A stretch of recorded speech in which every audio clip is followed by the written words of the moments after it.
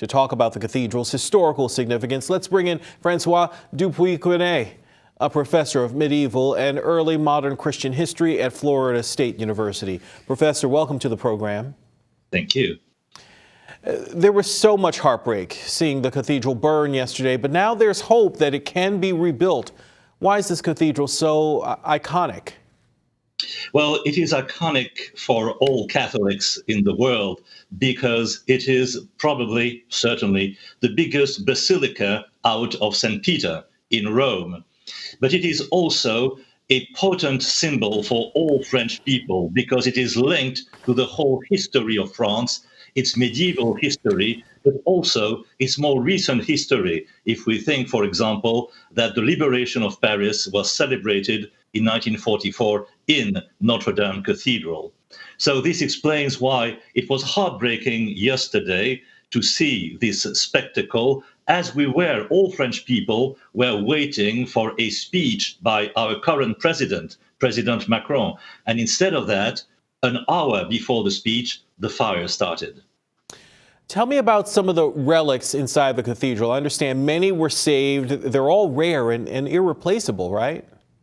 Yes. Well, actually, there was a preset plan that had been scheduled for a very long time in case of catastrophe to secure all these relics and all these works of art.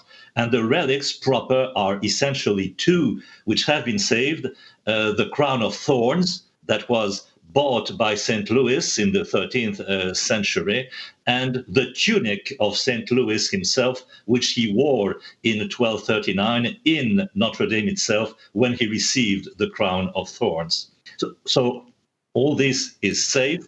What we do not know yet is the state of things like the organ or the precise state of the stained glass windows, the rose-shaped stained glass windows, the 13th century ones, which might have suffered from the fire.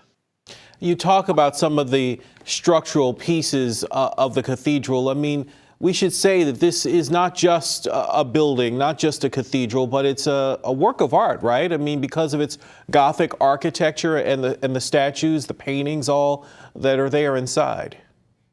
Yes, well, it is certainly the most well-known Gothic monument in the world. And in that sense, it is something that unites many other countries. Gothic architecture is present in England, in Italy, from Winchester to Milan, and in the whole of Europe. And even in the New World, we have a lot of Gothic monuments because of the neo-Gothic architecture of the 19th and 20th century. So Gothic per se, of which Notre Dame is the masterpiece, is something that is a truly universal style. And for sure, we have in Notre Dame also a number of paintings, but mostly sculptures, Sure. From the medieval period and the most recent periods that are masterpieces as well. Well, we certainly hope that it can be rebuilt to its glory and to really pay homage to the history, the Gothic architecture that's there. François Dupuigrenet, thanks for being here on Take 30.